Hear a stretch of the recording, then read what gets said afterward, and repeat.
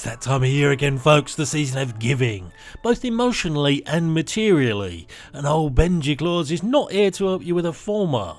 No, this is part 2 of our Christmas gift giving idea lists.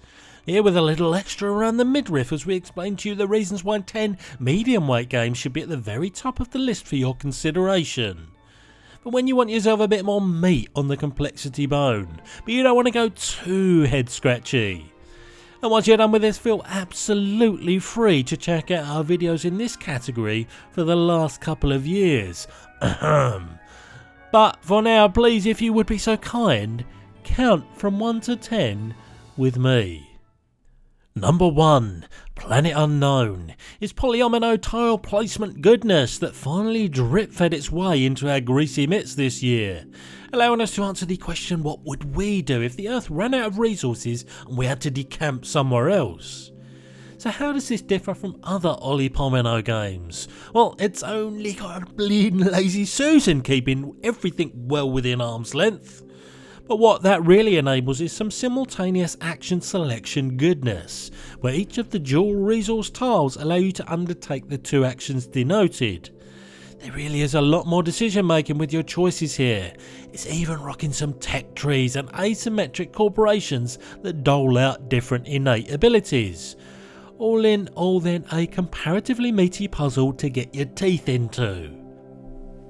Number 2, Paleo was and is a cooperative adventure game set in the Stone Age. It's also a 1-part campaign game and an equal part standalone experience, with a bunch of modular decks paving the way for you to play however you so desire.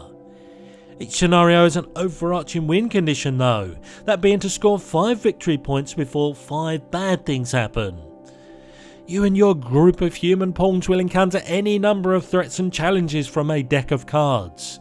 The good news though is you choose from the top 3 each time, with card backs to hint at what you might face, and pick the one you feel will get you the skills and resources you need. Most of the challenges are fairly binary, you either have or haven't got the chops to overcome. It's then a case of putting yourself in a better position the next time you see the scenario's key cards to take home the W.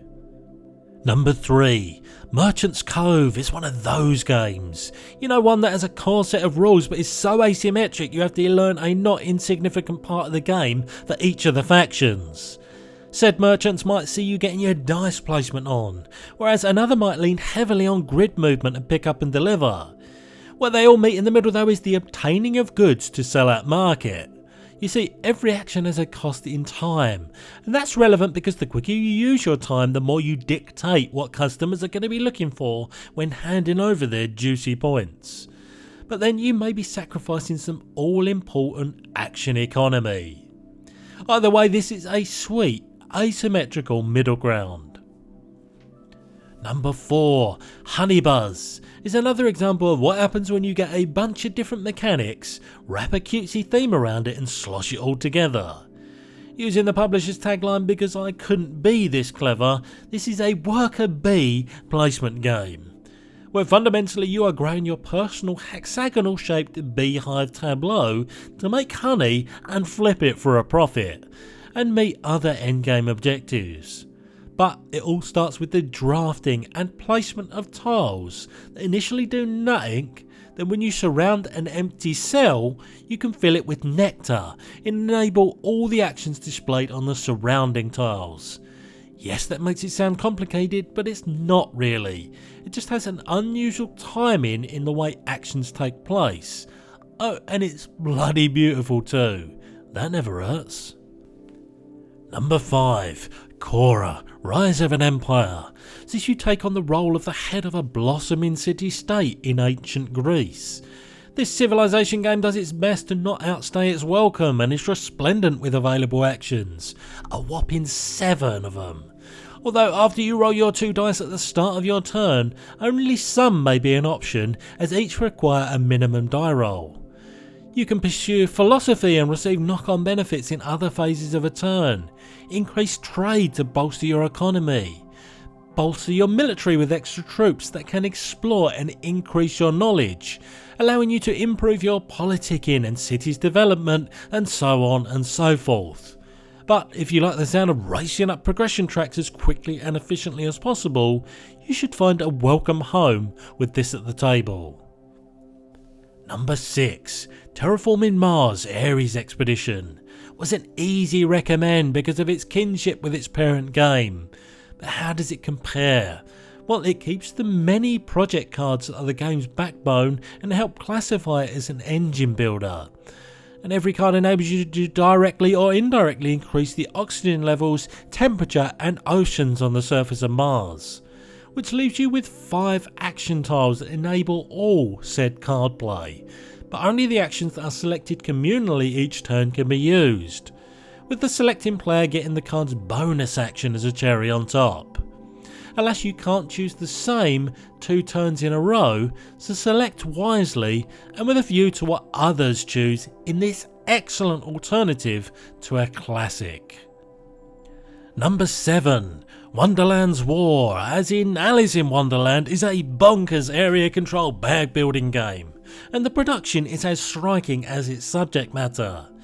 Here, the tensions driven from the push your luck elements will never detract from the fact that you get to do and receive lots of cool stuff on your turn.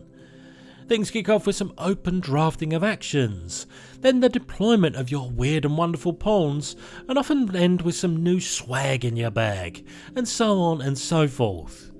Combat is where the pulling of chips from your sack and a game of chicken with your opponent takes place. Still, there's a decent amount to digest here, and you know you've seen most of the bits and pieces that make up the game before, but that doesn't detract from its fun factor one iota.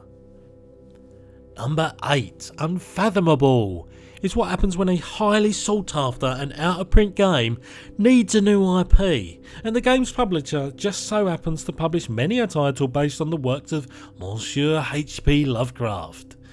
Much like its forebear Battlestar Galactica, you're up against it for much of the game, this time set at sea on the steamship SS Atlantica. Some of you will secretly play as traitors trying to sabotage and otherwise be only so helpful or wasteful with the communal resources, while the rest of you fight for survival.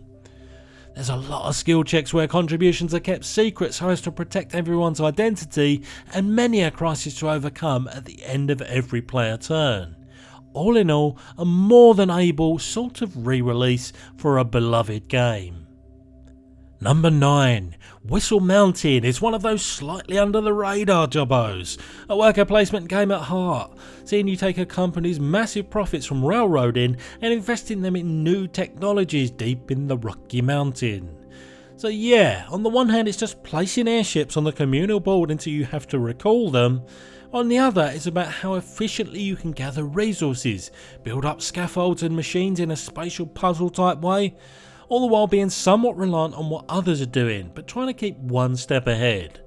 What's clear is this is a game that requires you to be very aware of what's going on and what's available to you at any given time, resulting in an extremely rewarding game that's yours for the taking. And number 10.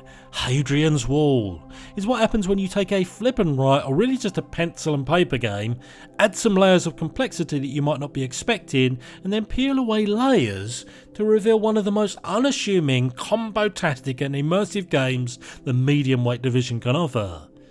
Taking on the role of a Roman general during the construction of the titular stone barrier, you'll be generating resources and picking endgame objectives each of the game's 6 rounds, and then using said tokens to start marking off checkboxes, one by one, both inside and outside the city's walls, its defences, infrastructure, the performing arts, the priesthood, and diplomats, to name but a few. All get a look in during a game that's fairly uniform logic will see you coming back for more. And there you have it. I remembered all the numbers from 1 to 10 like a Christmas boss. 10 medium-weight games that would make you and yours a smiley Kylie no matter which year you might be watching this in. Do not be afraid to send your recommends in a postcard to the comments section below. And be sure to both check out our already released lightweight games video and our upcoming heavyweight and stocking stuffer gift lists. Alas, I have been the voice of Board Game Klaus, and this video has ended.